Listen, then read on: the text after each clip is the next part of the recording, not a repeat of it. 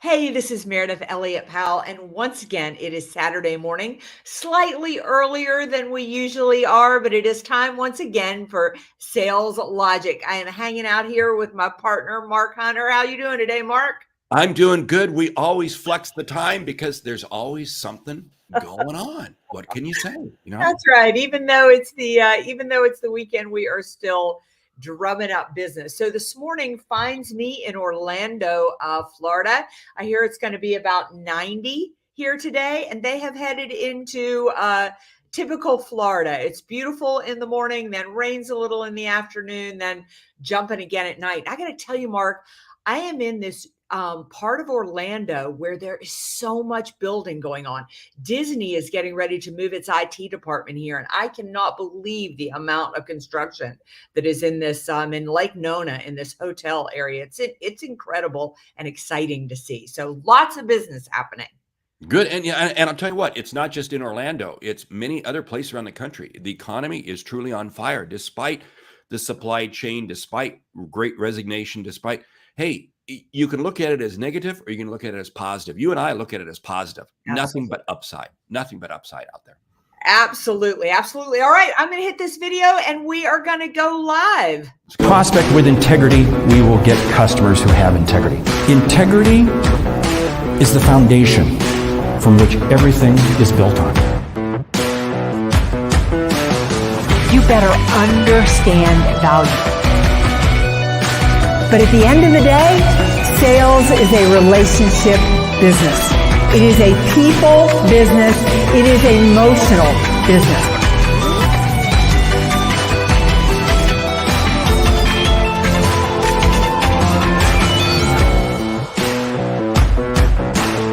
This is Sales Logic. This is a Sales Logic. Well, I opened my windows and hoped that I would get a little bit more light back there, but I don't think that's working very well. Anyway, it is Saturday morning. It is 8 a.m. Eastern. It is time once again for Sales Logic, the show where we dive into the strategies, discuss the steps, everything that you need to know to sell effectively. And this is how the show works. Now, our regulars know this, and we're always lucky to have a lot of regulars. But every single week, we kick off with a question from you, the audience. That's right. We want you to be a part of Sales Logic. Have a question? Just go to saleslogicpodcast.com. We have a hot topic. We recommend a book. And just so that you get return on investment, we leave you with a lightning round. And Bonnie, you are such a good guest. You are up here, audience member. Even though we're on early, you have joined us. So Mark, what is on tap for today? Well, and it's 5 a.m. for Bonnie because she's on Pacific Daylight Time out there. So anyway, hey, the topic today, what makes a great sales leader? How to know you have one, what to do if you don't. But before we get into that, let's talk about the question. The question comes from Ronaldo in Barcelona. I presume he's like the CRO of this company. He asks, I just got my finance director and CEO to approve and add into the budget my first national and international sales manager. I have so many questions as I start the journey to hire one. What skills do they need to have? What experience? Where should I look for one?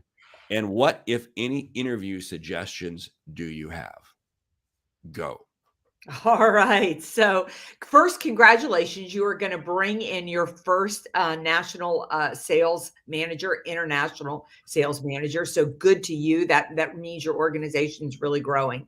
Number one is I think that you need to understand that this person isn't going to be looking for a job, that you need to start by really determining who you're looking for. Get very, very clear on your avatar. What qualities do you want them to have? You know, sales manager is such a is such a vanilla role, right? I mean, it can mean so many different things in so many different organizations. So what do you want them to do? Do they need to develop salespeople? Are you going to have them hire the sales team? Are they inheriting a team that's already there and they're going to need to take them to, to the next level? Are they going to be intimately involved strategically in growing your organization? Are you looking to grow organically? Are you looking to grow through mergers and acquisitions? There are a lot that you need to determine the type of individual you're looking for. And when you're thinking about that, it's not that you're hiring a position, you're hiring a person. And you got to keep that in mind, because here's the whole thing. Just as Meridith was saying, we can list out all these things that we have to hire for, but that person has to fit. A couple of things that I look for. What is going to be the cultural fit of this individual to the organization? When I mean cultural fit, the communication styles, the behavioral styles. How does this person behave? Not in good times, but under stress. You really have to probe down with this individual or do some background research, because here's the whole thing. Anybody can lead an organization when times are great. That's not a problem at all. It's when things are going sideways. And a couple questions that I love asking a person coming into this role is, how do you handle things? Walk me through what your scenario is the last 3 weeks of the quarter when you're falling short.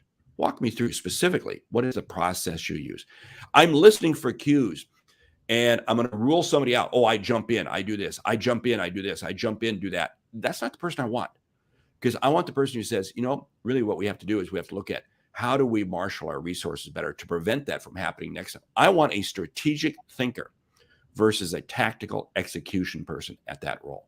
Oh, so true. Because often we promote the people who are good at sales into a position of sales leader, and they're really different. One of the things that I think you need to look at, Ronaldo, that's really important is, and Mark said this so well. If you listen to the way that Mark asked that question, he wanted them to tell him a situation or experience that they had. You can learn so much more by asking situational questions. And one of the great situational questions I like to ask is around hiring. Tell me what you look for. Tell me a good hire you've had, a bad hire that you've had. Tell me how you onboard salespeople in the first 30, 60, and 90 days. Hiring good salespeople is probably one of the most important tasks of a good sales leader, and making sure that they not only hire well, but those salespeople stick. And so you want to understand their process. But again, go back to the way that Mark asked that question. Tell me about, share with me, because that's really where you're going to get the meat on the bone and you're going to learn a lot. I love asking them this simple question. It's simple, but boy, the answers can vary. Today, you wake up, you have your top performer that's going to be quitting, just submitted his resignation. You have a major customer that is adamant about seeing you, and your CEO is looking at an acquisition. How would you spend your time? What would you focus on? Now, those aren't necessarily the three things you need to ask. What I am saying is that you want to put on the table a scenario where they have too many things on their plate. What's their decision-making process for how to allocate their time? Yeah. I also think you need to determine whether you need a peacetime sales manager or a wartime sales manager. And what I mean by that is the fact that, is your sales team in trouble? Are you hiring a sales manager because they got to come in and blow the thing up and fix it? Or do you have a really good sales team and you just need a good sales manager to lead them? Again, different types of skills. Mark, I don't know what bucket you fall into, but I'm a wartime leader, and I am annoying. When a team is doing really well, you want me out of the organization because I just keep blowing it up and doing it again because I need to be entertained. So, learning and understanding who you need is really important, because a peacetime leader can't fix a broken machine, and a wartime leader will disrupt a broken machine. So if you're an activist investor, you want Meridith. Mm-hmm. If you're a pacifist dividend seeker, don't look for Meridith. So Look at me. Okay. Yeah. That went down a whole different path. I'll never forget one situation. Years ago, I used to manage McDonald's. Side note, I used to manage the second highest volume McDonald's in the world, Fairbanks, Alaska. That's a whole separate story. One of the things that I learned was we lead organizations totally different under times of stress. Yes. And you have to do this stress test on your leader. You've got to dig into their past and understand, how did they handle situations of extreme stress? Because again, That's what you're paying a leader for. Go back to this wartime, peacetime. You know, you may say, yeah, I need a peacetime leader, but no, but you need wartime capabilities, because you never know when suddenly something's going to switch, something's going to flip, and they have to be there. You see, what it comes down to is the ability for the leader to be able to balance and keep a calmness in their thinking process, keep a calmness in how they process situations, to be able to ensure that they can communicate clearly and articulate. Because here's the whole thing. Remember, they're not leading, they're leading an organization. What does that mean? They've got to be able to create an environment where people say, I want to follow this person, whether it be a he or a she, it doesn't matter. They want to be able to follow them. Yeah. You know what? Another important trait, and I'm just thinking this show is really good for anybody who's listening who wants to become a sales leader. I mean, listen from this perspective. If you want to go into sales management, these are good things for you to listen to and think about, how would I portray this in an interview? But the thing that I wanted to draw the attention to, Ronaldo, that you want to look at is accountability. How do they hold people accountable? How do they deal with sales people who are achieving their goals? How do they get them to push past their goals and not take their foot off the gas? Because sales professionals are legendary for the moment you hit your quota for the month, you just move on to the next month and you don't push any more to go over that goal. The other is, what do you do with salespeople who can't get there? Do they ride their horses and burn their horses out? Or are they good at coaching and developing and distinguishing between behavior and discipline issues? How good are they getting in there and really holding the team accountable? You know, one other thing that I look for is how well do they manage up? How well do they manage up into the organization? What is their communication style? Can they have a seat in the boardroom? Because again, there's going to be time and time again when they're going to be called into situations, whether it be with customers or whether it be within your own organization. And they have to be able to represent themselves. What does that mean? They've got to understand simple things like a balance sheet. They've got to understand investors. They've got to understand the basic parameters that go into a corporation, and understand them and be able to articulate them to where they understand, where's the company going in 3, 5, 10 years. You see, one of the things that we're really saying is that, you know what, Ronaldo, in order for you to attract a great person, you too have to be seen as a great person, because great people are not attracted to weak leaders. It just doesn't happen. Not at all. We've kind of bled straight into the topic here, so I'm just going to keep rolling as it goes on this.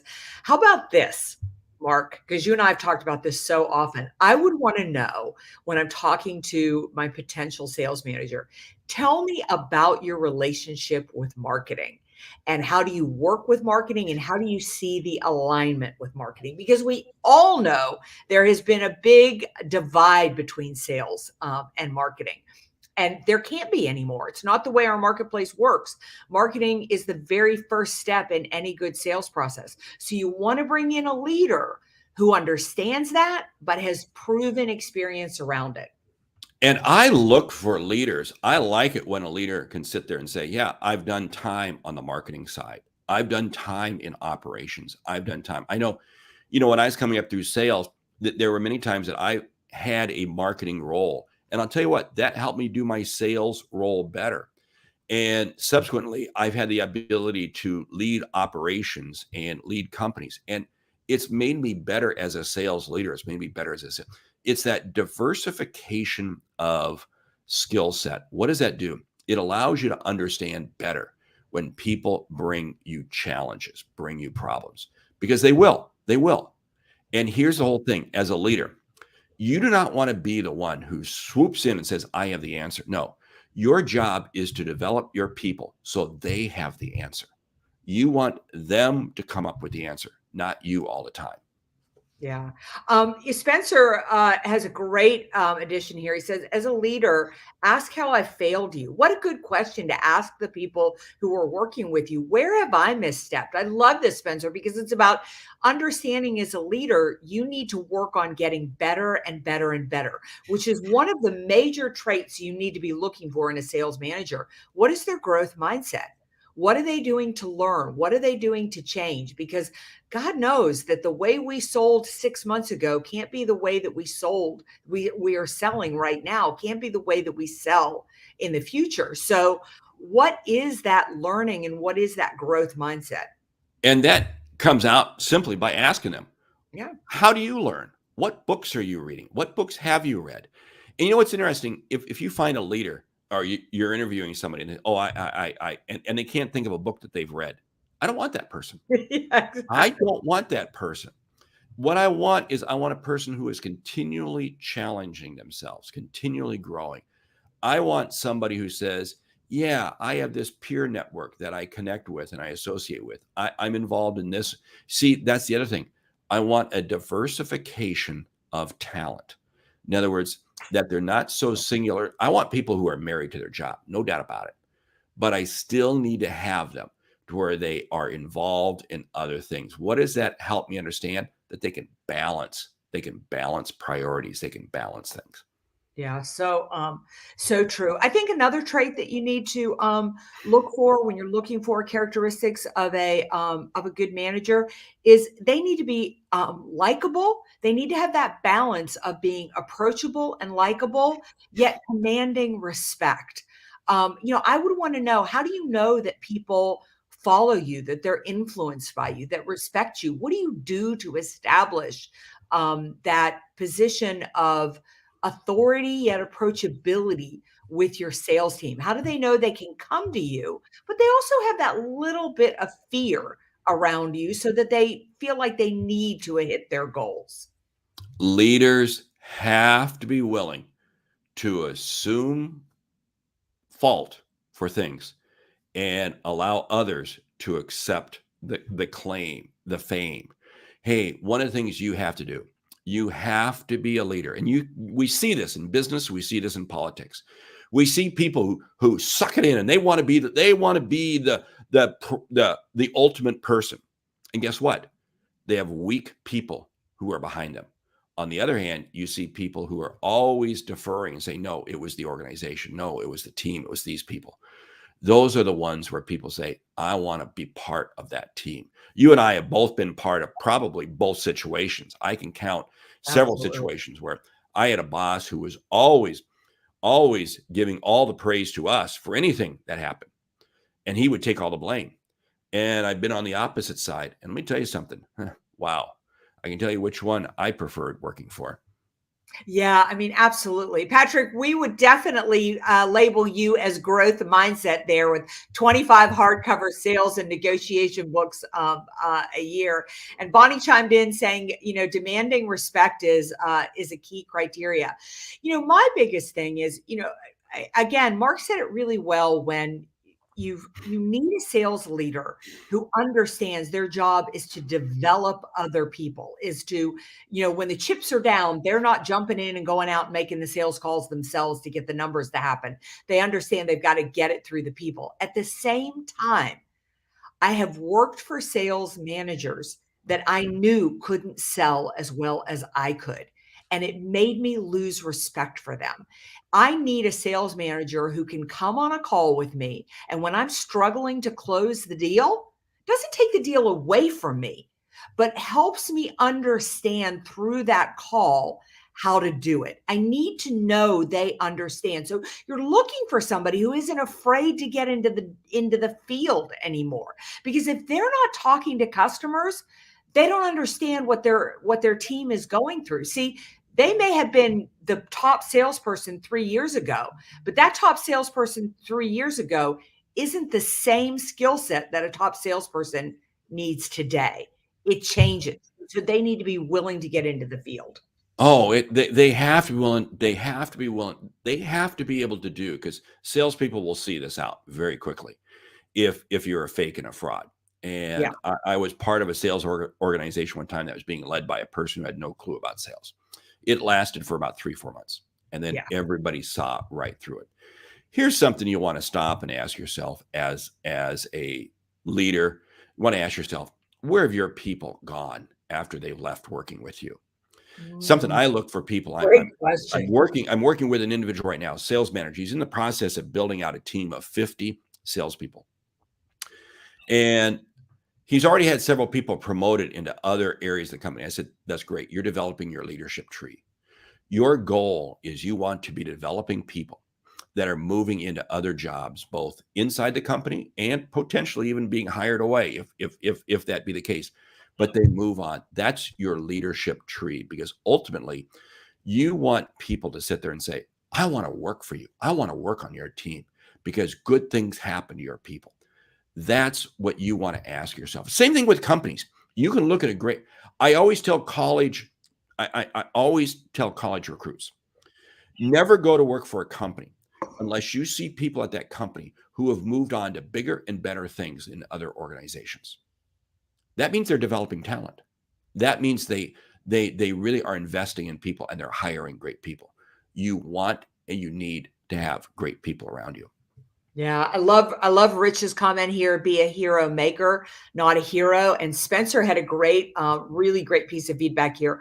When I learn something new, I make a short 3-minute video explaining how to, this helps them in a non-confrontational way. I love that, Spencer. And using video is really tapping into the new mediums. Spencer, we had another audience member type in, Alphonse wanted to know how people react to your videos. So tap in about that. Mark, it's probably time for us to jump into the book, right? And yes, the book. You picked the book, so why don't you go ahead and introduce it? Because I just ordered a copy of it about 20 minutes ago. Yeah, so this is hot off the press. It is by a friend of mine who is hot and heavy in the customer first arena. She's all about the customer experience, but she's just written a new book called Employees First, with the idea that if you focus on the development and the experience that your employees are having, you are going to have an amazing, not only customer experience, but an amazing employee experience. And listen, hiring salespeople is probably one of the most challenging things that we do.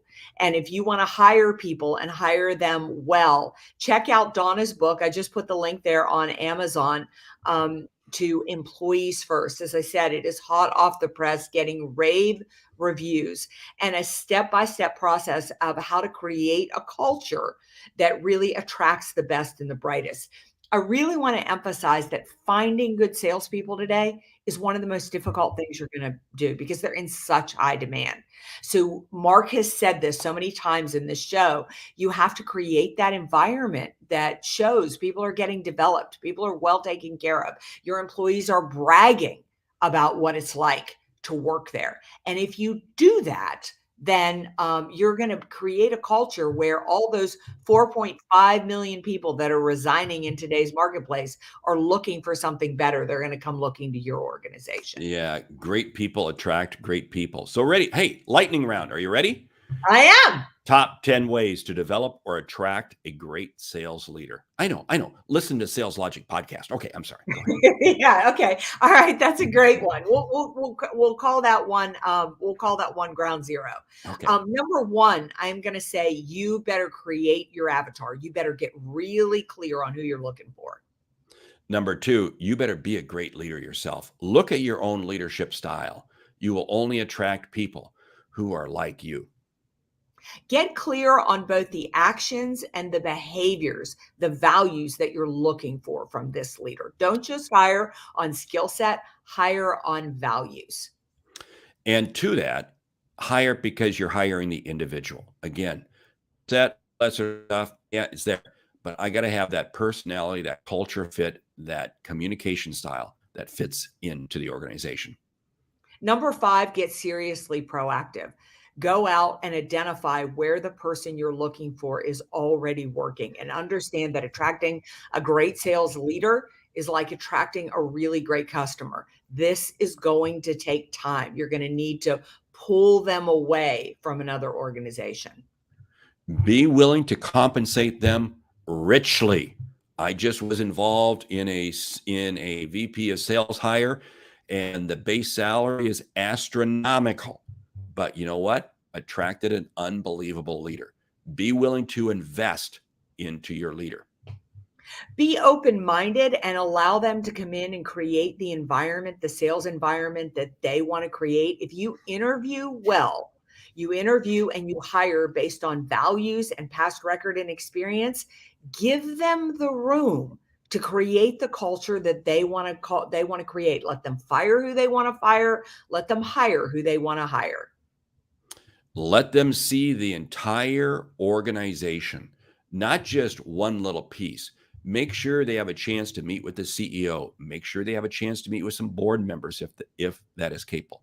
Operations, let them see 360 what the organization's like. All right. I got one more and you got one more.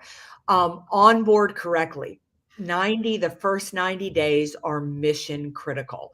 You need to think through what you want that experience to look like. You need to think through what you want their expectations to look like. And you need to put on your best, your best foot forward and make sure that their first 90 days are powerful. Remember, you're hiring a leader. Let them set what their goal should be for the first 90 days. Let them set it. You provide the onboarding, just like Mary said, but it's up to them to do it. And here's the ultimate thing. In the words of Steve Jobs, why do we hire really smart people and tell them what to do? Our job is to hire smart people and have them tell us what to do. Exactly. That's what your objective is when you hire a sales leader. Hey, great comment from Dave Sanderson. Always great to have you on. Wow. Mayor, he wrote it to you. Why don't you go ahead and read it? Says, agree, Meridith. So many salespeople are leaving because they just don't feel valued, or management is looking short-term results instead of developing their team professionally, not product knowledge only mindset. Oh my God, boy, we missed a big one here, Dave. And I'm so glad you brought it up. If you want to attract a great sales leader, you better be an organization that is thinking long-term, not short-term. If you are managing to the quarter, you are going to get a sales manager who manages to the quarter and is going to run salespeople off. Great comment from Dave and from all of our guests. I mean, really, cannot thank you enough. We went all the way from the Netherlands to Egypt to India to my home state of North Carolina this morning. It's been an awesome show. And we had Canada, and we had Vancouver, BC, and we had a lot of others. But hey, you know what? We want to think long-term, but we've got to think short-term. We're out of time. Thank you for listening to Sales Logic this week. If you like what you hear, subscribe, rate, and review the show on your favorite podcast app. If something we've said has earned you a single dollar, consider telling a friend about our show. It's how we grow to help you grow. I'm Mark Hunter.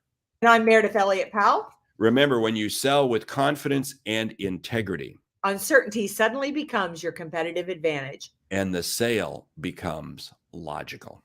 All right. We'll see you right back here next week for another episode of Sales Logic. Remember, if you have a question, send it to saleslogicpodcast.com, and we'll see you next week. Bye-bye.